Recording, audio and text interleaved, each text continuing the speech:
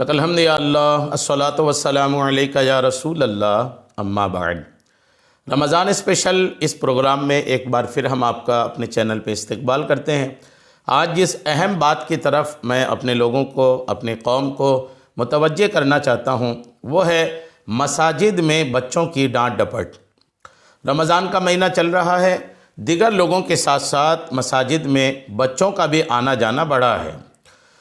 اب بچے جب آتے ہیں تو بچے ہیں، کبھی کبھار ان سے شرارتیں ہو جاتی ہیں، اور جب شرارتیں ہوتی ہیں تو ان کی ڈانٹ ڈپٹ اور ان پر چیخنا چلانا، یہ جو مساجد میں ہو رہا ہے، اس پر کیا ہونی چاہیے، کیا نہیں ہونی چاہیے، کس طرح کے بچوں کو مساجد لانی چاہیے، کس طرح کے بچوں کو نہیں لانی چاہیے، آئیے اس پر کچھ باتیں میں آپ کو عرض کرتا ہوں۔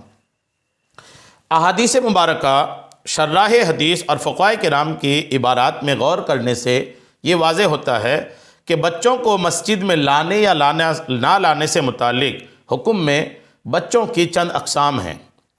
جو بچے اتنے ناسمجھ اور کم عمر ہوں کہ انہیں پاکی و ناپاکی اور مسجد اور غیر مسجد کا بالکل شعور نہ ہو، اور ان سے مسجد ناپاک ہو جانے کا غالب گمان ہو، جو بچے پیشاب پاخانہ کرنے سے پہلے بولتے نہیں ہیں، اگر ایسے بچے ہیں تو انہیں مسجد میں لانا بالکل جائز نہیں ہے، اس لیے کہ مسجد کو پاک کرنے کا حکم ہے، اور اس میں گندگی، شور کرنا منع ہے۔ اس قسم کے بچوں سے متعلق احادیث مبارکہ میں ہے کہ اپنی مسجدوں کو بچوں اور پاگلوں سے دور رکھو۔ کس طرح کے بچے؟ جن بچوں سے مسجد میں ناپاکی اور گندگی ہونے کا ڈر ہے۔ نمبر 2، جو بچے بالغ ہونے کے قریب ہوں ان کو مسجد میں لانے کا اہتمام کرنا چاہیے، تاکہ ان میں مسجد میں آنے کی اور نماز جماعت پڑھنے کی عادت پیدا ہو۔ اسلام کے ابتدائی دور سے اب تک ایسے بچے بلا نکیر مسجد میں آتے رہے ہیں۔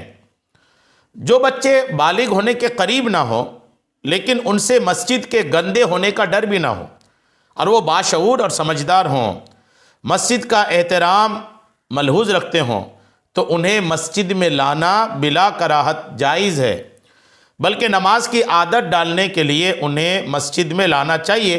البتہ سرپرست کو ان کی نگرانی کرنی چاہیے، خیال رکھنی چاہیے۔ نمبر 4، جو بچے بالغ ہونے کے قریب نہ ہوں اور ان سے مسجد کے گندے ہونے کا ڈر بھی نہ ہو، اور وہ تھوڑی بہت سمجھ رکھتے ہوں لیکن وہ باشعور اور سمجھدار نہ ہوں، مسجد کے احترام کو نہ جانتے ہوں، اور ان کے گھر والوں نے ان کی ایسی تربیت نہیں کی ہو کہ وہ مسجد میں شرارتوں سے باز آ جائیں، تو ایسے بچوں کو مسجد میں لانا درست تو ہے لیکن کراہت سے خالی نہیں۔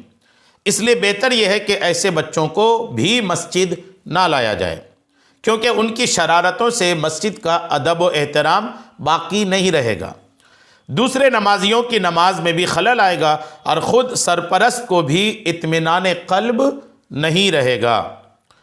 وہ بچے، نمبر 5 سنیے، وہ بچے جو تھوڑی بہت سمجھ رکھتے ہوں اور ان سے مسجد کی بے حرمتی اور ناپاک ہونے کا قوی اندیشہ نہ ہو، لیکن وہ باشعور اور سمجھدار نہ ہوں، البتہ ان کے گھر والوں نے ان کی ایسی تربیت کی ہو کہ وہ مسجد کا احترام کرتے ہوں، تو ان کو بھی مسجد میں لانا منع نہیں ہے۔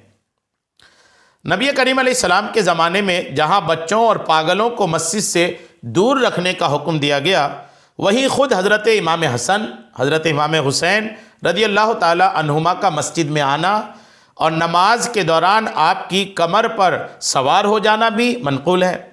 حضرت ابو ہریرہ رضی اللہ تعالیٰ عنہ فرماتے ہیں کہ ہم آپ کے ساتھ عشاء کی نماز پڑھ رہے تھے، جب نبی کریم علیہ السلام سجدہ میں تشریف لے گئے تو حضرت امام حسن اور حضرت امام حسین رضی اللہ تعالی عنہما آپ علیہ السلام کی کمر پر چڑھ گئے۔ پھر جب آپ علیہ السلام سجدہ سے سر مبارک اٹھانے لگے تو انتہائی پیار سے، آہستہ سے انہیں کمر سے اٹھا کر زمین پر رکھا۔ اسی طرح نبی کریم علیہ السلام کی نواسی حضرت امامہ بنت ابو العاص بھی نماز میں نبی کریم کے کندھے پہ چڑھ جاتی تھی۔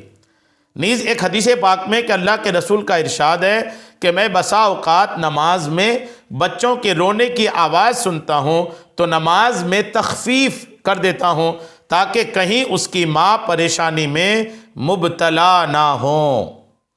ان سب روایات سے معلوم ہوتا ہے کہ مطلقاً بچوں کو مسجد میں لانا منع نہیں ہے، بلکہ ممانعت وہاں ہے جہاں ان سے مسجد کی تلویث یعنی مسجد کے گندا ہونے کا، مسجد میں بچے کے پیشاب پاخانہ کر دینے کا ڈر ہو۔ اب یہ شریعت کے احکام آپ نے سن لیے۔ اب ہو کیا رہا ہے ہمارے یہاں مساجد میں، بچے اگر کبھی اپنے بچپنے کی وجہ سے ہلکی پھلکی شرارت کر بھی جاتے ہیں تو نماز کے بعد، سلام پھیرنے کے بعد جو بڑے لوگ ہوتے ہیں نا، وہ اتنا شور کر ڈالتے ہیں بچوں پر جتنا بچوں نے اپنے بچپنے کی وجہ سے بھی شور نہ کیا ہو۔ کوئی ایک تھوڑی ڈانٹتا ہے، ساری مسجد ان پر ٹوٹ پڑتی ہے۔ بہت سارے لوگ ان بچوں کو ڈانٹ ڈپٹ کرنے لگ جاتے ہیں اور اتنا زور سے چیختے چلاتے ہیں کہ بچوں نے بھی اتنی زور سے مسجد میں چیخا چلایا نہیں ہوگا۔ تو ایسے لوگ جو بچوں کو ایسے چیختے ہیں، چلاتے ہیں، فٹکار لگاتے ہیں، ڈانٹتے ہیں، انہیں اللہ سے ڈرنی چاہیے، اللہ کا خوف کریں۔ اگر آپ اس طرح چلاتے ہیں کہ جس طرح بچے نے بھی شور نہیں کرا ہے تو اس سے زیادہ گنہگار تو آپ ہو گئے۔ پھر یہ کہ بچے مسجد میں آئے ہیں، اگر سب کے سامنے ان کو ایسے ہی ڈانٹ پھٹکار لگائی جائے، اسی طرح ان کو پریشان کیا جائے تو کیا ہوگا؟ آج آئیں کل نہیں آئیں گے، بچے مسجد سے دور ہو جائیں گے۔ آج کا وہ دور جب کہ بچے موبائل میں لگے پڑے ہیں، گیمز میں لگے پڑے ہیں، کارٹونوں میں لگے پڑے ہیں، آج کا وہ دور جو بچے آتے ہی نہیں دین کی طرف، اس دور میں بھی بچہ موبائل چھوڑ کر اگر مسجد آیا ہے نا تو اس بچے کی حوصلہ افزائی ہونی چاہیے، اس بچے کا خیال رکھا جانا چاہیے، اس بچے کو ایسی حوصلہ افزائی کرنی چاہیے کہ بچہ مسجد میں آنا اپنے لیے سمجھے کہ نہیں میں نے تو بہت اچھا کام کیا ہے۔ ہاں بچے ہیں، اگر ان سے کبھی ایسی بات ہو جائے جو مسجد میں نہیں ہونی چاہیے تو ان کو محبت سے سمجھائیں، پیار سے سمجھائیں، ان کے ماں باپ سے رابطہ کر کے کہیں کہ اپنے بچے کی تربیت کریں۔ ماں باپ بچے کی تربیت کریں گے، ایک دن، 2 دن، 3 دن، اللہ چاہے گا اگر آپ نے محبت سے پیش آئے، آپ نے اخلاق کے ساتھ پیش آیا، آپ نے اگر اچھے سے پیش آیا نا تو بچہ آپ کی محبت میں دھیرے دھیرے کیا بہت جلدی ساری چیزیں چھوڑ کر مسجد کے احترام کرنے پہ لگ جائے گا۔